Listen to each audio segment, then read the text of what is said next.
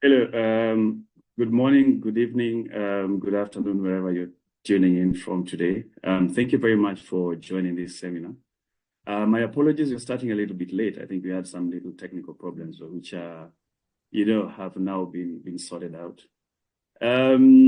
Right, without wasting much time, my name is Eli Dogutu. I'll be the moderator for the discussions this morning. I'm a lawyer based in Nairobi, the background in corporate and commercial law and banking and practice work. The seminar today is actually being hosted by G&A Advocates LLP in Kenya, by Epena Law based in Cameroon, Nigeria, and London, and CMA Capital Markets Authority of Kenya. Now, the honorable panelists today will be Sylvia Kithinji, who is a partner at G&A Advocates LLP. Johanna Monte, who is a partner at Epena Law. She's very, very well experienced in funds work. They have offices in Cameroon, in Nigeria, and in London. And I think she's triple qualified as well, qualified in Cameroon, qualified in Nigeria, qualified in New York, and qualified in England and Wales. And Josephine Kangonga, who's the Senior Legal Officer at the Capital Markets Authority in Kenya. We'll be going through briefly the Capital Markets Alternative Investment Funds Regulations 2023, which actually came into force in December of 2023. As per CMA's explanatory memorandum when the regulations were published, the AIF, Alternative Investment Funds Regulations, really aims to regulate both the constitution and operations of alternative investments funds in Kenya. I think it's part of the CMA trying to place Kenya in a position where we can have more venture funds and private equity funds investing in Kenya. I know we face a lot of competition, especially from Mauritian funds and Luxembourg, but I think it's somehow a step in the right direction of trying to bring Kenya into this sphere. Regulations have really significant implications when it comes to operations of private equity funds. And I think the session aims to provide really some very, very quick understanding of these regulations for both international and Kenyan domicile funds, and to understand briefly the policy considerations from CMA's perspective on the introduction of these rules.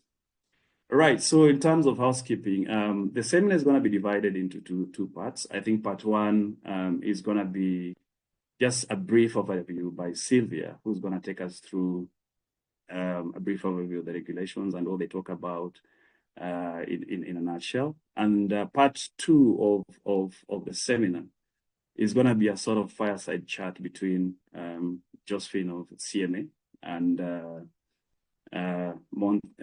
Joanna Monte of Epena Law, and they just be chatting briefly, or the policy considerations that CMA took in consideration when bringing these rules into play, and what next after the publication of these rules.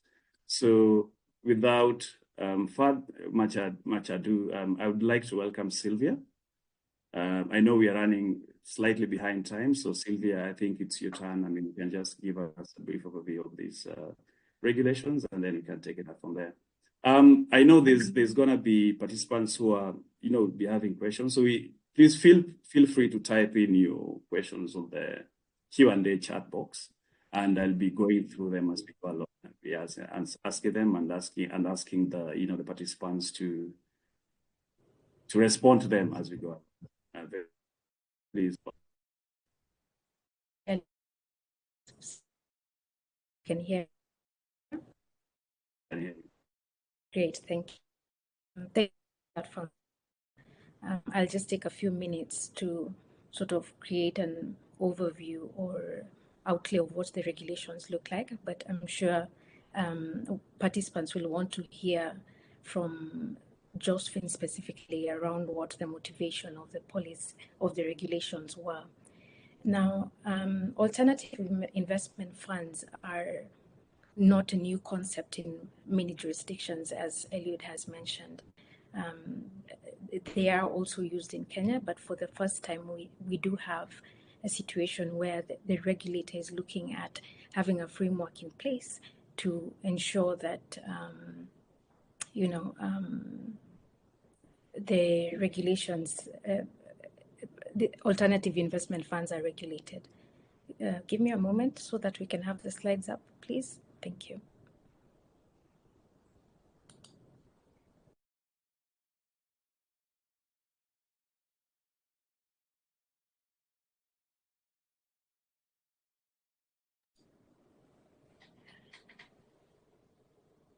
Overview of slides.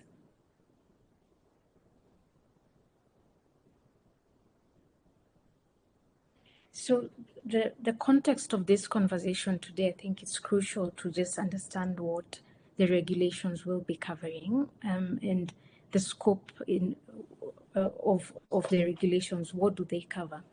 Now, moving on to the next slide, we all know that in Kenya and fund activity has been very vibrant over the last few years. It has been a top VC destination in comparison to Nigeria, Egypt, and Ethiopia. Now, whereas we've not had significant private equity and venture capital activity regulation in Kenya, activity has still been significantly high from multiple types of funds. Now, fund promoters that have investments or portfolios in Kenya have in the past preferred other jurisdictions, as mentioned by Elliot. One favorable one is Mauritius because of the tax benefits it offers and flexibility around regulation while creating the right level of protections for investors. Kenya now recently introduced the capital markets alternative investment fund regulations last year, and the key thing to consider in determining what these regulations are looking at is to whom do they apply, what is the scope of these regulations. I know what comes to top of mind for funds operating across the world is domicile, but in today's discussion we'll be looking at fund activity and the extent to which these regulations affect fund activity. Now, what we have in front of our screen are different types of fund activity in Kenya presently. We do have internationally domiciled funds, and this could be broad scope. It could be funds themselves or promoters of funds that raise capital both from international and local investors. We also do have in Kenya, specifically locally domiciled funds that raise capital exclusively from Kenyan investors, meaning they do not source for funds outside the jurisdiction. We also do have locally domiciled funds that raise capital both from international investors, and this could be DFIs or other types of investors, as well as from local institutions like the pension funds. We have internationally domiciled funds that also do raise capital exclusively from international sources, but they do have operating entities in Kenya to support either with advisory work or general operations in country. And the last type is internationally domiciled funds that raise capital exclusively from international markets and operate in Kenya, a fully fledged office in Kenya. Next slide, please. Now, what is an alternative investment fund under the regulations? Now, we're looking at scope in terms of what do the regulations define an AIF as. They define that as a collective investment scheme, and we've emphasized collective investment scheme because we do know that these are already regulated in Kenya. But these AIF regulations go further and say that it's privately pooled capital from at least 2 but not more than 100 investors. And these alternative investment funds could be based in Kenya or outside Kenya. And so it does beg the question, to what extent do what's the reach of these regulations? And thirdly, an alternative investment fund is must have an investment policy, defined investment policy. Next slide, please.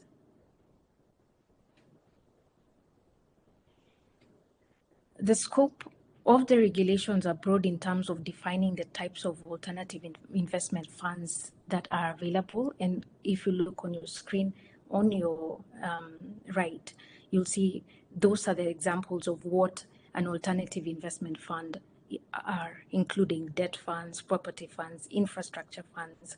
It's not quite clear whether other regulated instruments would be considered as alternative investment funds because of that broad catch-all language that says investment would be considered an F, but I'm sure Josephine will give clarity. The regulations do specific exclusions on what investment fund include. The indicated on my left there, which is family holding companies, etc. Next, please.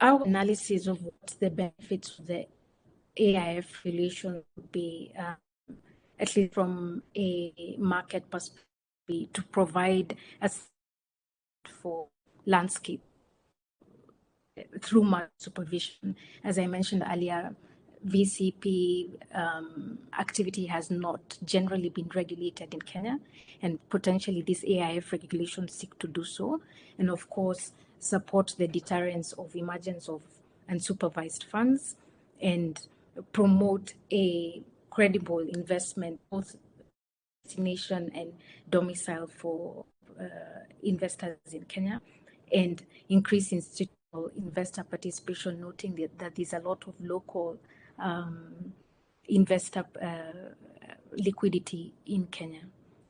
Next slide, please.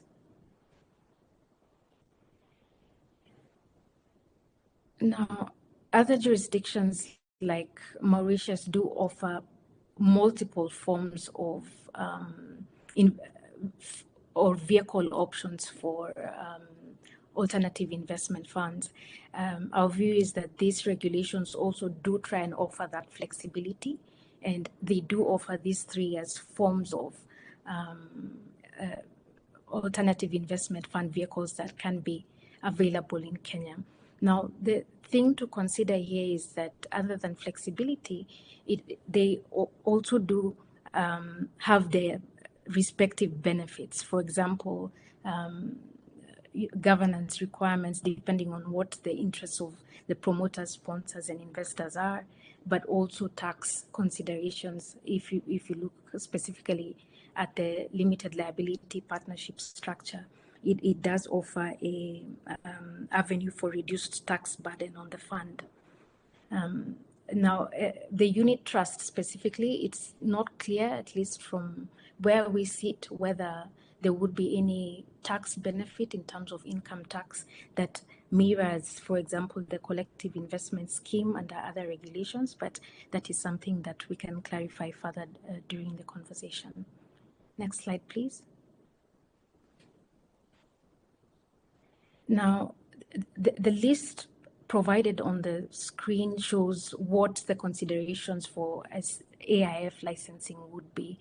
The crucial thing for each of these is the CMA would be looking at specific things. One, formation documents, and the criteria there would be whether the provisions of those formation documents are beneficial or fair to the participants in this case being the investors, and they'll also be considering whether or not the invitation is public or to a limited number, the 2 to 100 private placements that I spoke about earlier.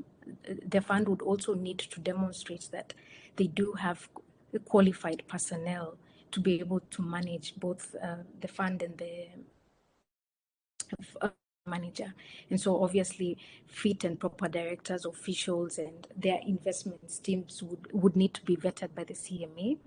There would need to be, of course, a demonstration of adequate resourcing of the fund, which includes sufficient infrastructure, operations of the fund in this case, sufficient infrastructure, human resources, and etc.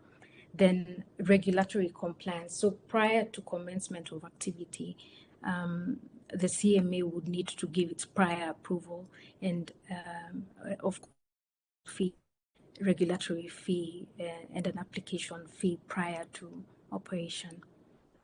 Next slide, please.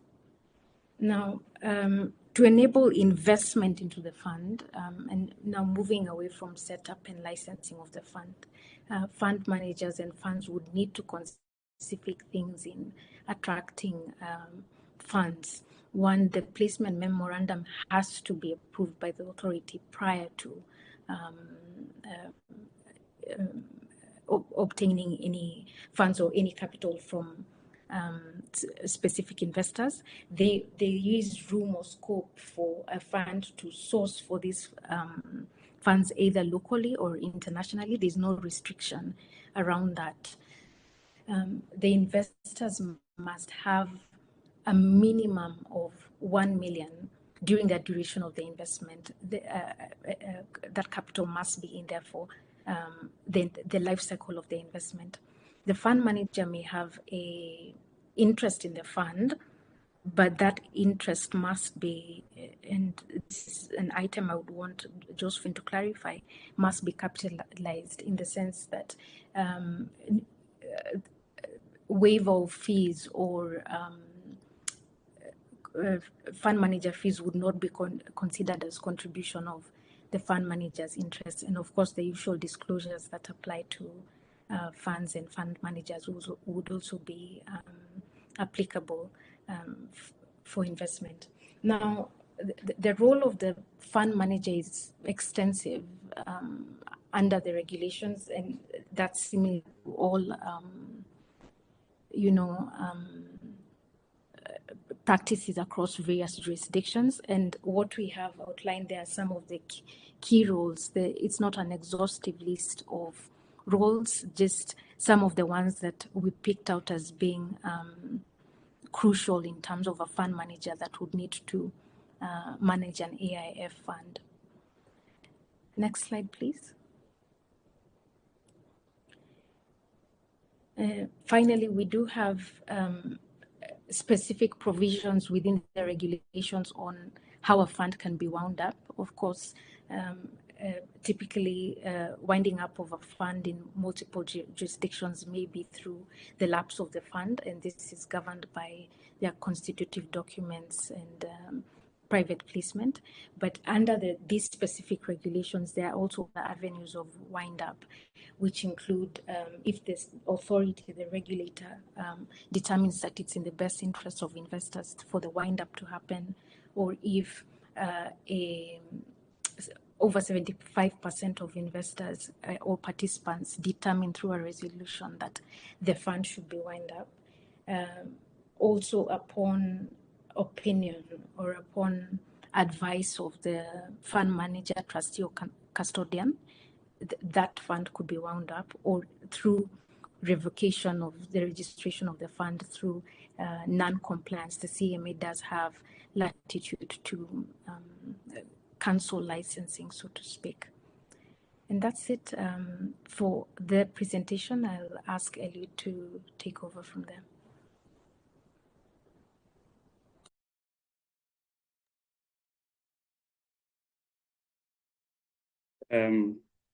Thank you very much, Sylvia, for that very, very quick introduction to the AI funds regulations.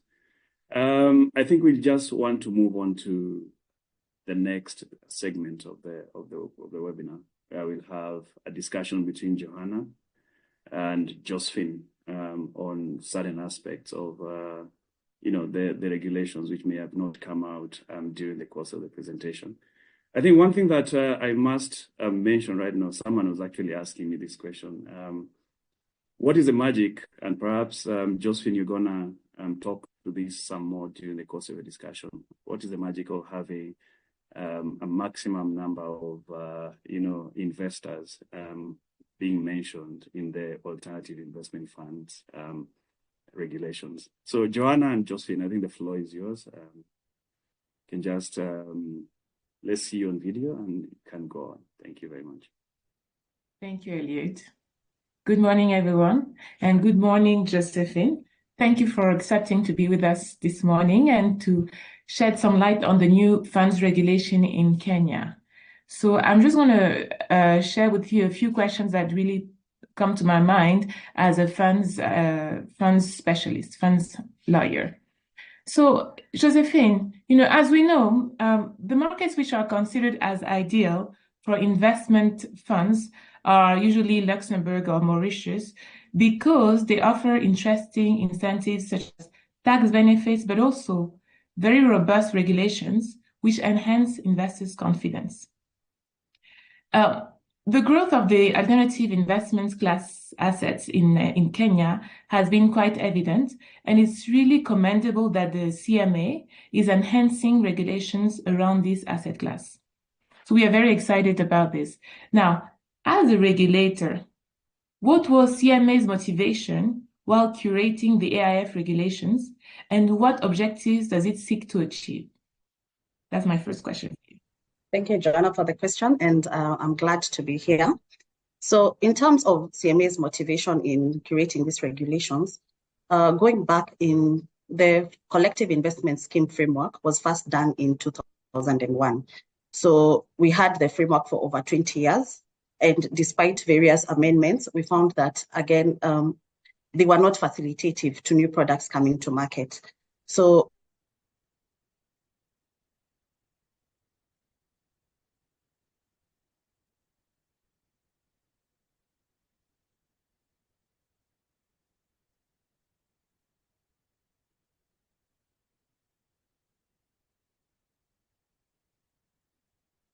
I think it shares a connection issue.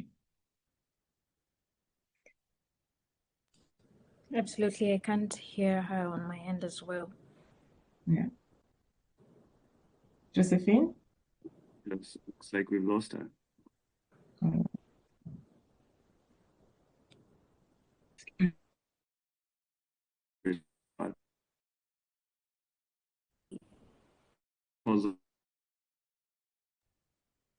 I think she's trying.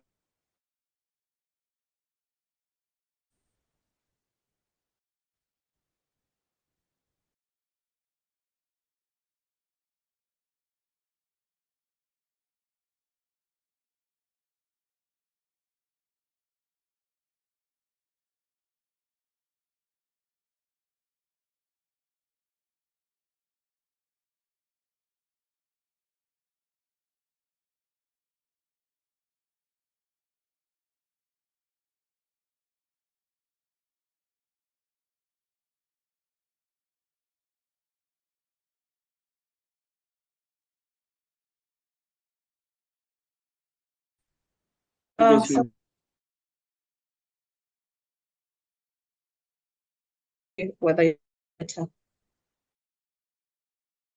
Yes. One question. So the question was really about CMA's motivation while seeing the regulations. So the motivation between for the regulations and objectives does it seek to with these new regulations? Question and that Josephine was started. Yeah, I had mentioned in our offerings the framework we had. So that you also had in the market were dominated by activity, and therefore they were more sophisticated that were targeted to sophisticated investors. That's another motivation that made us curate these AIF regulations.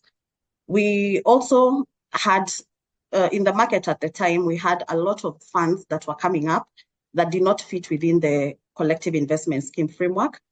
And therefore, they would pull funds from the public, but again, CMA would not have oversight over them because they do not fit within the CIS framework. And so we had some of these funds, investors lost funds, and there was need to now have oversight of even the private funds that are being operated in the country. So our objective mainly is just to ensure that we have an alternative source of funding for critical sectors within the economy, and this will be driven mainly by the sophisticated and professional investors. So we are we are hoping that there'll be a lot more of the pension funds investing through AIF to fund critical infrastructure, then also to ensure investor protection, and this is by providing oversight over players who are out of the scope of the previous regulation, and also now to deepen market participation by broadening our product offering. Okay. Thank you very much, Josephine. It's very clear. Now, my next question really has to do with the scope of the new regulation and who does it apply to versus who it doesn't apply to, right? So, for instance, the regulations have defined alternative investment funds as collective investment schemes that privately pool funds from at least 2, but no more than 100 investors in Kenya. And I think this is a webinar. And as half of investors within a defined state definition. International funds of Kenya, but deploying capital in Kenya is subject to provisions of new regulation. What I mean by my question is does not pool money in Kenya. Does the regulation apply to it? Yes, Johanna. So when you look at the route, the requirement, or rather, the definitions, first of all, talks of a collective investment scheme that it pools funds either in Kenya or outside Kenya. Then when we look at the definition of a collective investment scheme, which is found within the Capital Markets Act, then this includes any scheme that is established in Kenya or not, or organized in Kenya. So the place of domicile and where you're pulling funds does not really count in this. So the operative word here is you operate, like that is the key word. As long as you're operating in Kenya, whether or not you're established here, you're domiciled here, or whether or not you're pulling funds, then you need to seek approval from the authority. Yes. Okay. That's very interesting. I think it's a very, very important point. So thank you for clarifying this. We also make good notes for our clients. And likewise, therefore, if we have an international fund pulling funds from Kenyan investors with or without operations in Kenya, I'm assuming, therefore, that they will be subject to the provisions based on what you just mentioned, right? So yes, so for this question, I think when you ask about the pooling of funds, I will look at it in 2 ways. I know at the AIF here, we are talking about privately pooling of funds. So if you are an international company that does not have a presence in Kenya, but then you want to pull funds from Kenyan investors, then you will, if you're doing that privately through private placement, then you'll not be subject to these regulations. But then you need to be very careful not to breach our private offering rules. And that means that there's no marketing, there's no advertising. So you'll now be targeting the investors from people you already know. So this has to be very targeted. And am I audible? Yes, very clear. Yes. So this has to be very targeted. So for such a fund, then they need to look at our private offering rules to make sure that they don't breach that. But if an international fund then wants to do a public offer, then they need to be established in Kenya. So there is no public offering that can be done without you having a presence in the country. Okay, very interesting. So what you mean here is therefore that if some managers come to do what is called in Europe reverse solicitation,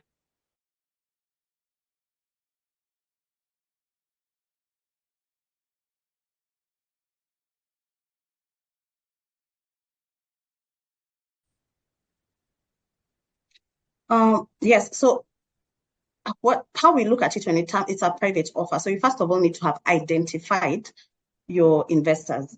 So you're not coming to find new investors, because then you'll be marketing the same, which then has to be done by someone who is licensed in Kenya. So you can still market your fund, but you cannot market the fund as the fund itself. You have to go through a licensed entity. Of course. Then once that is done, yes, then you can. But again, as I said, so we have tightened, and this is also a new development in our. We have tightened the rules for private offerings, because people will come and solicit for investors. Then it's sort of an advertisement, so you're able to reach as much number of, like we had seen funds where they would say it's 100 investors, but they would have there was a way that they were abusing that provision, and therefore we decided to tighten the rules. So you must have identified your investors before you come and offer the security. So if it's the fund you want them to invest, you need to have identified the investors before. So for you to be able. Joseph, your line is breaking a bit.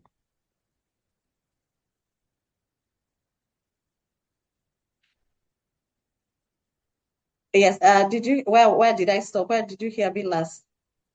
I think I lost you. Sorry, go ahead. Yeah, I don't think we had the last minute of what you're saying.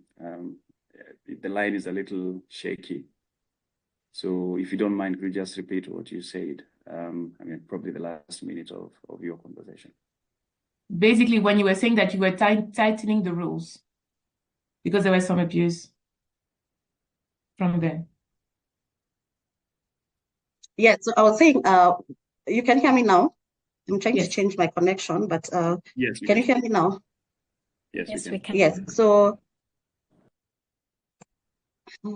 just give me a minute, please.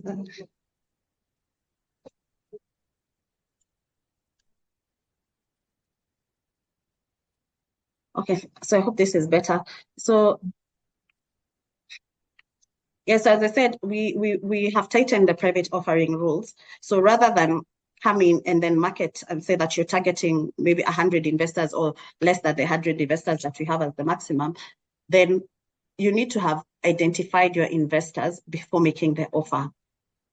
So then we are not allowing for any solicitation on the ground. So at the time, and that is some of the things that as the authority, then we'll be looking at when we are oversighting private offerings. So you need to keep a record.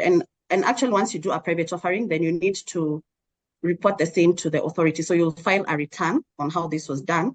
And one of the things we're looking is that you had already identified the investors and sent specific proposals to specific investors. So you're not going to be sending a general proposal. So that is how then the marketing, what I'm trying to say is that the marketing is not allowed for private offerings. And therefore, as long as you're going to be market, you want to solicit investors, then you'll need to have a presence, and you can only do that through our licensed entities. Okay. All right. And why the number of 100 as a maximum? Is there a reason behind it?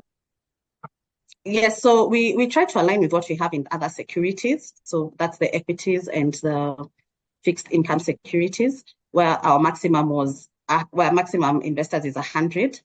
We had previously, when we were formulating the regulations, we had aligned it with the requirement for private companies, where the maximum number of shareholders is 50. But I think the feedback we got from the market was that we needed to raise that to align with other securities.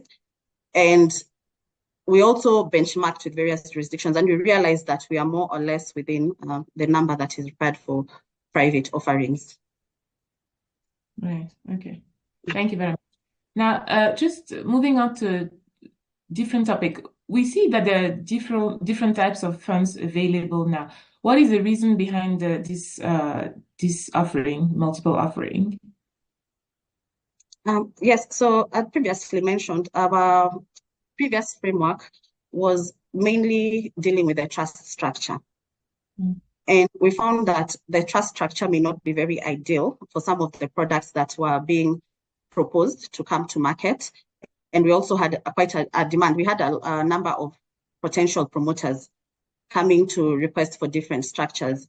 So there were instances where exemptions were given, but we realized that there is need to now formalize that in the framework so that it is clear to everyone that these structures are allowed. We think that, the jurisprudence around these structures is quite clear. So we thought it was time, and based on the feedback from stakeholders, that there is need to open up the vehicles, the type of vehicles that these funds can come into the market with. Okay, very good. Okay. Now, just on the licensing point, we understand that under the new regulations, one of the requirements is that the fund managers have to have a CMA license, right? So the fund and the fund manager. What is the rationale for the fund manager being a licensee of the CMA? Yes, so the alternative investment funds the idea was to now bring into oversight all funds that are operating within Kenya, as I'd earlier mentioned.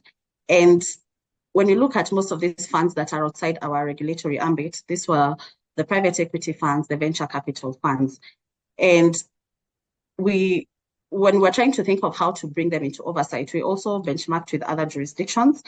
And we looked at the recommendations of the International Organization of Securities Commissions, which is the standard setting body for capital markets regulators. And following the financial crisis, one of their recommendations is that these private funds need to, first of all, come under regulation. And the best way to regulate them is through a licensed fund manager, so that the regulators have oversight over the person managing the fund. Now, when you look at the structure of the regulation, there's a lot of flexibility given to the funds on how to structure, on how to run their funds.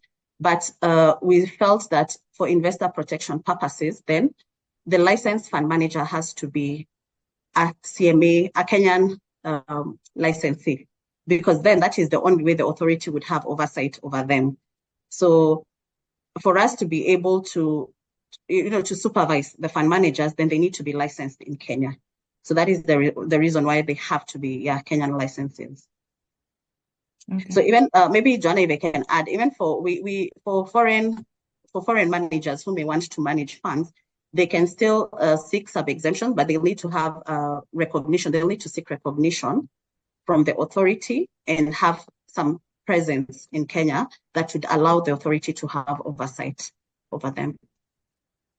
Yeah, and I'm assuming that, for instance, if there is potentially a recognition in their country of origin for Kenyan managers, that could help them being recognized in Kenya or things like that. Okay, that's interesting. Okay.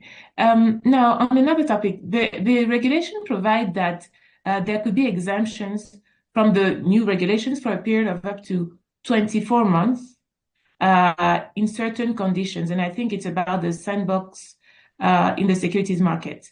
Can you elaborate on that? How do fund managers or the participants do in order to have this exemption for 24 months? Because I understand that the regulations are already applicable. Yes. So when we are looking at, when you look at the AIF regulations, and Sylvia touched on this, on the kind of funds that could come to market, we left the regulations very loose, if I can say, to allow for innovation. But then we have traditional funds or rather alternative funds that are well established and that would fall squarely within the regulation. But we also realized that there's a lot of innovation that is ongoing, and you find that a fund may not entirely fit within the scope of the regulation. And rather than lock them out or require them to fit within the regulatory provisions, then they can be admitted into the sandbox. So admission into the sandbox is it's a different if I say it's a different framework. The sandbox, there is a different framework that governs the sandbox and how activities in the sandbox are conducted. But maybe if I can just touch on the 3 key requirements that would be considered before a fund is admitted into the sandbox. So first, you may not fit within any, so this is a fund that does not fit within any existing regulation. So even as we are looking at schemes that may want to come to market, maybe they can touch on, we are not looking at alternative investment funds, but we have the collective investment schemes framework, which has what we are calling the special funds. So again, when you look at the special funds, then they have a bit more flexibility, and these ones can offer offerings to the public. Again, when you offer to the public, you don't, we are not limiting you that you cannot do a private offering, but we find that we find some inquiries where the players think they can come in under the AIF, but when they look at the special funds framework, then they can also fit in there. So we find that, so where you cannot fit in any existing framework, then you'll be admitted into the sandbox. Then you must have, your product must be mature enough to be tested, because the maximum time that you are allowed in the sandbox is 2 years. So we do not expect anyone to come with a product that is not ready for testing. And then also, I think I'll remember the third requirement that is key. But yeah, so those are the key issues that you need to consider before coming to regulatory sandbox. Okay, it's an application that you need to you anyway. Yes, right? yes, actually I wanted to add that an application will need to be made to the team, but those will be the 2. So yes, it has to be an innovative product. So first of all, it does not fit within our existing structure. It must be innovative in the sense that it will deepen, and it has to be geared towards deepening the capital markets. And then it has to be mature enough for it to be tested. So once you have those 3 requirements, then you can apply to be admitted to the sandbox. And in the sandbox, you'll be testing your product, your fund. So you can onboard investors, but at a limited scale and within specified parameters. And this is just to allow the authority to be able to observe and understand what regulatory issues may arise, and to see whether there's need to amend regulations or just give no objection for the product to be offered in the market. Yes, so that so you can also test within a period of time, but the maximum, you decide the time that you want to test the product. And there are other requirements that are provided within the regulatory sandbox guidance note. But I think the key issue is that within 24 months, then you'll need to exit the sandbox. Yes. Okay, very good. Thank you. Now, just to go back on a point I mentioned at the beginning of this conversation, which was on investors' confidence, which is very important and has really helped Luxembourg or Mauritius really come up as leading fund jurisdictions. So investors, limited partners, often require assurance that their investments are managed and secure, right? When they're managed by the managers or the general partners, right? So what are the stipulations of the regulations that will really enhance investors' confidence here? Is there anything new or anything we should know about to help investors get more confidence in the framework in place? Yes, so from our research, we think that regulations are adequate to instill investor confidence. And when you go through the regulations, we find that there are key matters touching on the fund that would require the investors in the fund to approve decisions, the key decisions that relate to the fund. So where you have whether the investment strategy needs to change, where there are major alterations, then 2/3 of the investors need to give approval. Where, for example, the tenor, you want to extend the tenor of the fund if there is a tenor, then they also 2/3 need to give approval. We've also required the fund manager to be making quarterly reports to investors, and we have set out what are the key issues that need to be included in those reports. So there's a lot of information, because for this, we are mainly on the disclosure, that a lot of information about the fund needs to be disclosed to the investors. But as I said before, for private funds, there's minimal regulation. So we allow that flexibility. And given investors, we are also of the view that they have the capacity, the expertise to assess the investments and conduct enhanced due diligence. So as much as we are trying to give as much information, they are not as regulated as funds that are making public offers. So we expect that the investors will also conduct enhanced due diligence because they have the expertise and the resources to now make proper assessments and make informed decisions. Okay, yeah, that makes sense. Thank you. Now I'm going to end my questions with one point regarding the time frame to comply. So I understand that the regulations have started to apply since December 2023, I think, and managers have a limited period of time to comply, and failure to which would be an offense. Right? So how will the CMA enforce the provisions of the regulations? And how is it helping the industry players to be compliant with the new rules? And also, what is the timeline? What is the deadline to comply with the rules? So maybe we'll start with the deadline. So the deadline is December 2023 when the regulations were gazetted. So 2024, sorry, this year, December 2024. So they came into force immediately on gazettement. And so in terms of how we are engaging the players who have come to CMA, I think we put out the notice some time back that these regulations are now in force, and players, whoever is operating a fund in the market, they needs to come within the regulatory ambit. We realize that there are quite a number of private equity and venture capital funds that were not registered, but we are open to engaging with such funds to see how they can best comply with the regulations. And even if there are issues where they feel that they may not exactly fit within the regulations, then the authority would be in a position to give exemptions, but this is on a case-by-case basis. So once the period expires, then I think this is an area where then our enforcement and investigations team will now take up to see, and even the compliance department, because we realize it's a new regulation and there may be changes that are needed, especially when it comes to fund managers. We know that there are quite a number of private equity funds that are operating without licensed fund managers. So again, this is a discussion that needs to be had on a case-by-case basis on how then the fund can come into compliance. So I think once the period expires, then I think we have our sanctions within the CMA Act that we can be able to impose. But again, as I say, this is a discussion, given that this is a very new regulation that will also impact businesses, and the fact that there are investor funds in these schemes, then it's a discussion that can be had. So I may not authoritatively say what sanctions then may be imposed. Mm-hmm. Okay. Thank you so much, Josephine. This is where my questions end. So I'll let Eliud take the floor. But again, thank you for shedding light on the new regulation for us. Thank you, Joanna. Yeah, thanks a lot, Joanne, and thank you, Josephine, for a very illuminating discussion. I see some questions have actually come through on the Q&A. So I think the best way is for me to just read them verbatim as they come through, and any of the panelists who has some reaction can respond to them.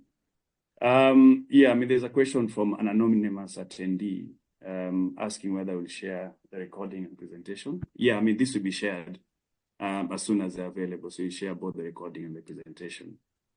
And then there's a question from Joseph Rabula. So he asks that ordinarily auditors are appointed by owners. So in the regulations, appointment of the auditor is by the fund manager. What is the rationale for this? Does this have any impact on the government fund? Josephine, I don't know whether you can respond to this.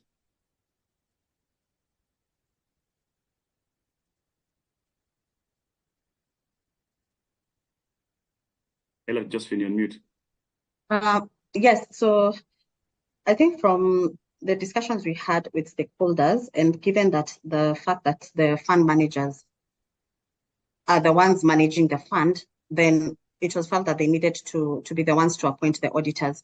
But I think this will also be dependent on the constitutive documents. So you may find that the fund manager may not appoint without approval of the unit holders or the participants in the scheme.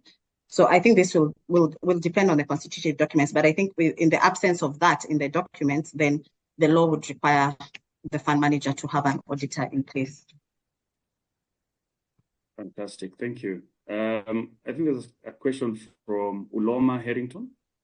Please clarify and confirm that the rules do not apply to funds domiciled outside of Kenya that invest in Kenyan companies. I think this was responded to, but I mean, Josephine, you can just respond to that. I think it was responded to, but I mean, just clarify.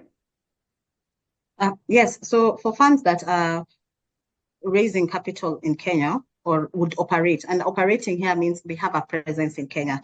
So whether they are getting their funding from outside Kenya and deploying it also outside Kenya, as long as you have a base in the country, then you'll be subject to this regulation. And as I'd explained before, whether you look at our definition of what a collective investment scheme is or an alternative investment fund is, it captures all funds, whether you're in Kenya or not Kenya, whether you're in Kenya or outside Kenya, as long as you're operating within the country. Thanks, Josephine. A further question is on the sandbox. Someone wants to know, what is a sandbox? I know you'd mentioned this in the course of your discussions. Yes, so how I can explain it, it's a live environment for testing products or services that are intended to be launched into the capital markets. So, as I said, you may have a product or a service that does not necessarily fit within our existing legal framework. And therefore we are giving, so that environment gives you an opportunity to now test it within specified parameters. So once you're admitted, then, and we've had quite a number of products that are currently in the market coming through the sandbox.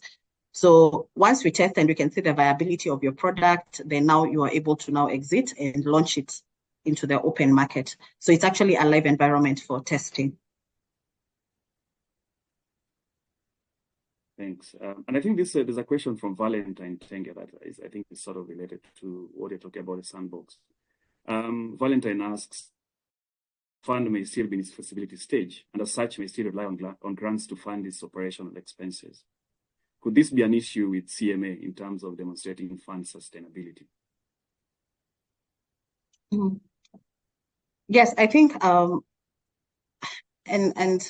okay, so in terms of licensing, I think one of the key things is we need to know that the fund, that the fund is sustainable. So if you're not able to demonstrate your sustainability, then I think that there may be an issue in terms of licensing, because again, you're holding investor funds. So what happens if the funding doesn't come through? Then are we talking about winding up of the fund, and how then, what is the comfort that is given to the investors that you'll be there for the duration of the fund? So, but again, these are issues that are normally discussed based on the agreements that you have with your funding partners. Then it's something that we can discuss at the licensing stage. So I may not want to say that categorically no, or how we can treat it. So this would be based on a case by case, depending on how the applicant then presents their case to the authority. Looks like, Josephine, you're going to have to be speaking for the most part. There's another question here about CMA as well from Niha Data. Most large conventional private equity funds raise very small amounts of funds from Kenya, but it's important for Kenyan investors such as pension schemes to get exposure to these experienced alternative funds. Do you feel additional licensing requirements locally may discourage these funds from fundraising in Kenya? We did an assessment before we came up with these regulations, and we engaged quite a number of the private equity firms and venture capital firms. And for them, they were of the view that, yes, there needs to be some sort of regulation. And this was based in the practice that we are currently seeing in the market, where we have unlicensed, or rather we have firms that are fund not being professionally managed. And I know, given that we are targeting sophisticated investors, we've had funds that are attracting high net worth individuals who will be considered sophisticated, but have not been professionally managed. So it it also had an impact on the funds. But I can say it has an impact on the private equity sector as a whole. And because of the reasons that of the issues that we are seeing in the market, then there's need to regulate. What we have tried to do, and what also the private equity associations and the venture capital had submitted, is that there needs to be minimal regulation. And I think we've achieved that through these regulations. We are not getting into your investment strategy. We are not getting into what, like in terms of where you broad, it is very flexible. So for us, our oversight is on the fund managers that they need to give reports. There's no public requirement for public reporting. So again, this is just within the fund manager reporting to the authority, and it's to its participants. So I think in terms of the regulation, it's very facilitative to funds. It's very minimal regulation. So I think it is facilitative, and we are not moving away from what we are seeing also in the market generally, in the international market. Funds are being regulated. And even for the pension funds themselves, they want to be in a fund that there's some sort of oversight, if I can say. So yes, to that question, I don't feel that these regulations would cause undue burden on the funds that are currently operating. Yeah, and I think the other question that comes up is in terms of parameters to be deemed to be operating in Kenya. So someone wants to know, for funds raising funds abroad, what are the parameters to be deemed to be operating in Kenya in order to be brought under the regulations? I mean, is it having an office and staff, or is it just making investments in companies in Kenya, portfolio companies in Kenya? So you need to have a presence in Kenya, and that means if you are obtaining capital, first of all, if you're going to raise capital from Kenyan investors, if I don't want to say if you're going to deploy a loan, then I think we may need to think through that, because then yes, then it can be seen as to be operating. So if you're going to be, I mean, you're investing in Kenya, you probably, yeah, I think that would fall within operating in Kenya. So even as you're deploying, then we would fall within the definition. I don't know how much time we still have, Sylvia. I see we are around 12 minutes past time. But I mean, there's still some questions that require some response. I'm going to talk to maybe one or two more, and then I think what I'm going to suggest is we can actually do this in some sort of Q and answer session in a brief when you're sending through the presentation and the video recording for the same. I don't know whether this works for everyone, because I'm well aware that we are running past time. Absolutely, Eliud. We'll be able to share specific answers to the questions on the chat box to everybody who's registered for the webinar. Okay. Yeah, so I mean, I think I'm just gonna, just ask one more question from Sadia Omar, where she says that Kenya has benefited from a thriving VC and PE sector. So don't these regulations serve a more burdensome regulatory environment and basically increasing the regulatory burden rather than a facilitative environment for economic growth? Noting also that there are no proper incentives. Will the operation of these regulations lead to capital flight to other countries in the region?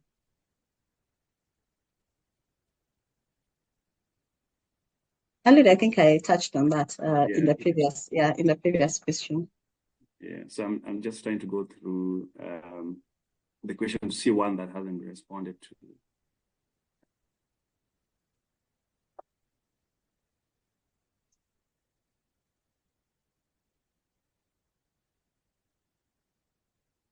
All right, I think we can sum it up at this moment. And for any question that hasn't been responded to on the floor, my suggestion is we'll actually put those in a Q&A, and when you're sending you the seminar recording and the presentation, then you also include some responses to these questions. I think other than that, I have nothing further to add. I mean, Sylvia, I don't know whether you want to close. Absolutely. Thank you, Eliud. Just want to take a few minutes to thank Josephine for clearly elaborating for us what the regulatory framework seeks to achieve, and for Joanna for asking very pointed and clear questions around how these regulations are going to affect fund activity in Kenya. And of course to you, Eliud, for moderating the session very, very professionally. I also want to take an opportunity just to thank the participants who've taken time to listen to this meaningful conversation. And I look forward to further engagement off the back of this discussion. Thank you very much. Thank you very much, everyone. Thank you, Joanna, Josephine, and Sylvia. I hope we're going to have another of this series very, very soon. And thank you very much for everyone for attending the webinar. Bye-bye. Thank you. Thank you. Bye. Thank you. Bye.